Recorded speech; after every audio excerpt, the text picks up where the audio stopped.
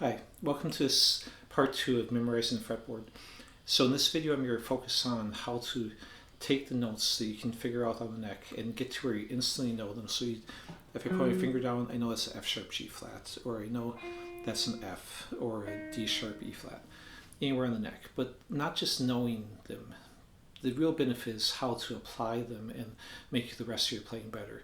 How to make your scales, chords, improvising, analyzing music, all that better through knowing the notes. So that's what a good portion of it will. I'll also give you some exercises and tests to improve your knowledge of the notes. But if you don't feel comfortable, don't count up like E, F, G, A, B, C, or using octaves, G, G, G to find the notes, or adjacent strings, E, E, E. That was all shown on the first video. So I'll put a link up in the corner. Go back and watch the first video probably first and get to that, because I'm going to assume you can already find the notes on the neck. And one thing I would say is don't use those sheets that show all the notes on.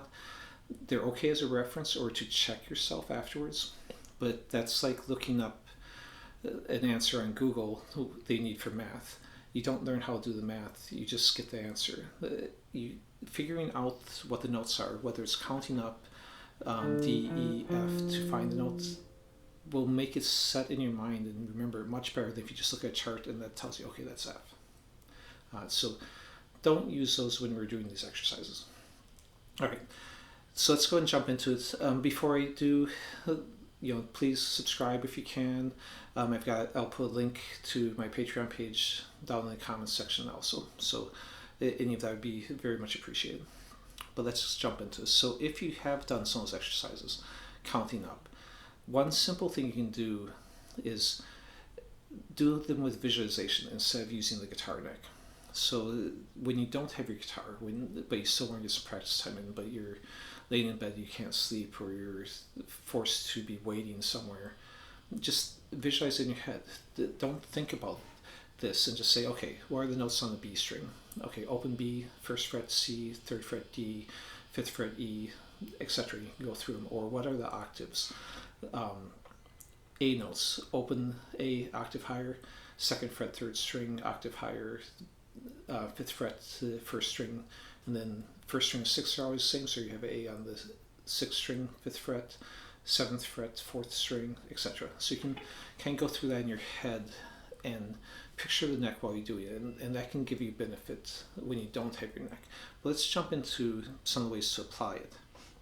So if you know the notes on the neck, you really can figure out any chord fingering or scale or arpeggio fingering. So for example, if I know a C chord, I can then figure out the notes in that C chord, again, A, B, C, whatever method you're using to figure them out without just looking at a chart. And I will find that this is C, this is E, open is a G, a C, and an E again. Well, one of the first things you should notice is there's only 3 different notes. It's a triad chord. There's 3 notes in it. The other 2 are repetitions.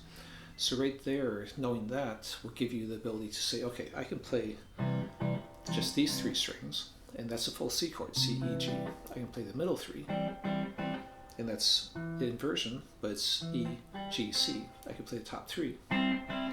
That's another inversion, G, C, E. I could play 4 of those notes, or 4 on the other side. And there's 5 different ways to play that chord, other than just your standard strum all 5 strings. But then take that further and say, okay, let's find those on other places. I know that all I need is a C, E, and G, so I can go C, G, C, E, and play these 4. I can simplify it down to these 3. But I can also take less standard fingerings. I can say, again, it can do inversions. It doesn't have to be C on the bass. So I can put E up here and go E, G, C. I could go G, C, E, and put a C up here.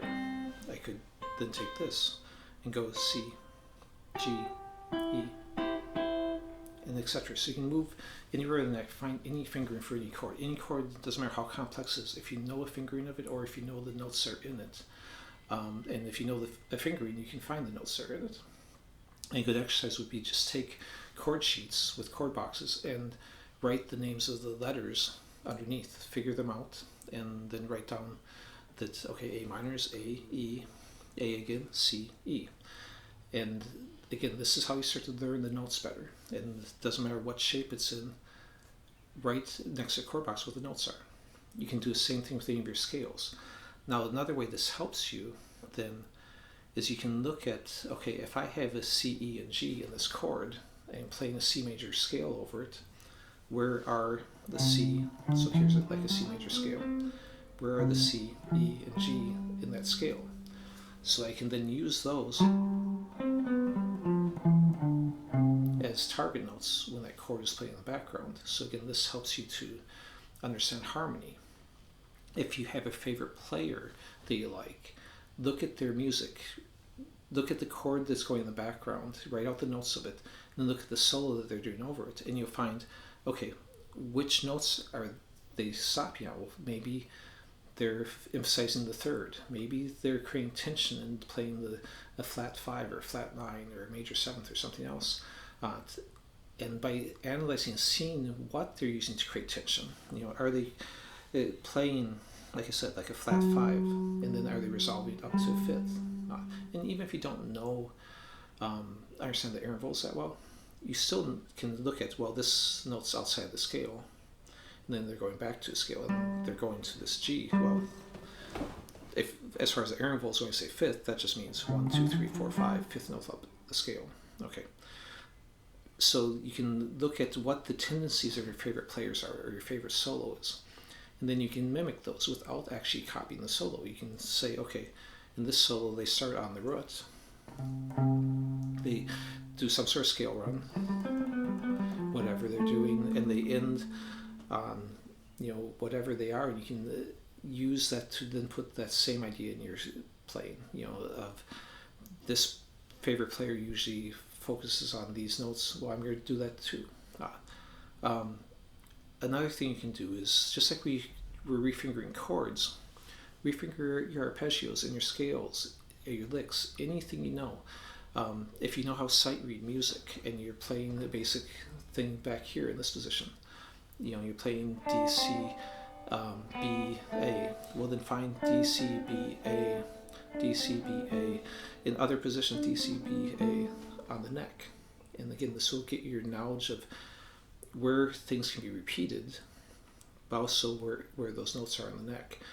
And if you're doing some sort of lick, that can benefit you because you can put in different octaves, different positions, do variations on it, harmonize it with another instrument, and just gives you a lot of possibilities. So if I have a favorite lick, let's say I'm just doing A minor arpeggio into a scale run, well then I can take A, C, E, A and put A, C, E, A, and then C, B, A. So then I'm going, I can find the same licks elsewhere on the neck in different fingers that maybe don't look anything like each other, but because they're the same notes, they're a similar sound. And that's how a lot of the videos I've done, like when I did the videos taking E minor arpeggio and covering the entire neck with it. Basically I was just taking the notes in E minor and trying every possibility. I already knew most of those fingerings, but if you don't know them, that's okay on it. So I can say, okay, let's say I'm going to do an A minor 7 arpeggio. Well, I can figure out A, C, E, G, but then I can figure out, okay, how else can I play that? A, C, E, G, A, C, E, G, and find many different ways, and then you can combine them together. That's how you make those bigger shapes. A, C, E, G, then maybe shift up. A, C, E, G, A, C, E, G, and make fingerings that you like the sound of, and it allows you to shift it all over the neck. Do that with your scales. When I did that video on Hirajoshi scales, which is a Japanese pentatonic, I had already played that shape, but I didn't realize I did. I saw it in the video on Japanese metal, someone mentioned Hirajoshi, so I Wikipedia. I looked it up, saw what the formula was, saw, okay, if I put that in A minor, it's A, B, C, E, F. So knowing that, then I created over 20 different fingerings of it and created a couple of videos showing the total of 15 of those fingerings. I discarded the ones I didn't think worked including crazy ones that covered the whole neck, or simple ones that were just 2 notes per string doing pentatonic. But that's what I mean. So if you know the notes are in a scale, chord, arpeggio, lick, or one fingering, so you can figure out those, or the formula, you can create your own shapes. You don't have to rely on other people. And that's how you get the variety. If I want to do A minor scale, of course I can play this. But I can also go A, B, C, D, E, F, G, A. I can also go A, B, C, D, E, F, G, A, B, C. Like that. I could go A, B, C, D, E, F, G, A, B, C, D. So I can create all these shifting places. I could just play A, B, C, D, E, F, G, A, B, C, D, E, F, G, A, B, C, D, E, F. A, B, C, D, E, F. You can do whatever you want. You can do 4 note per string, A, B, C, D, E, F, G, A. So that's the benefit of knowing the notes, is you can create your own chord fingerings, you can refinger your licks, you can arpeggios, scales. Some other ways to test yourself. If you either don't have your guitar or do have your guitar, just think of any fret. Let's say 6th fret. And then think, okay, what are the notes at 6th fret? Well, B flat or A sharp, E flat, D sharp, A flat, G sharp, C sharp, D flat, F, and again down to A sharp, B flat. So you can do that. Or just pick a fret randomly and say, okay, what's the 10th fret on the 3rd string? So if you don't have your guitar, or if you do have your guitar, it doesn't matter. If you do have your guitar, you can actually find it, and that's an F. If you don't have it, you can visualize it in your mind and find it. So kind of create little games for yourself. You can take a circle of fits, something like this, and just pick a letter, B flat. Okay. Then say, okay, I'm going to play, I know a major scale, I'm going to plug that in, start on B flat, C, D, E flat, F, G, A, B flat. I don't have to know and have memorized how many sharps a flat is. If I start on A, B, C sharp, D, E, F sharp, G sharp, A.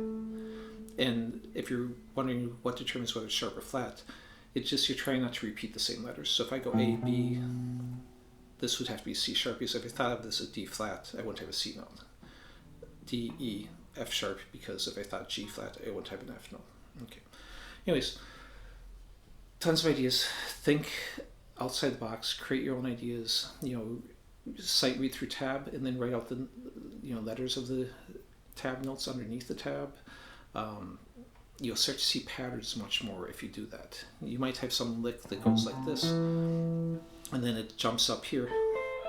And you might go here, well, that sounds the same, but if you write out the notes, you know that I was just playing A, C, E, which are just the notes of A minor arpeggio, which are the notes of A minor chord. And you'll be able to see those patterns much easier. Anyways, thanks for watching.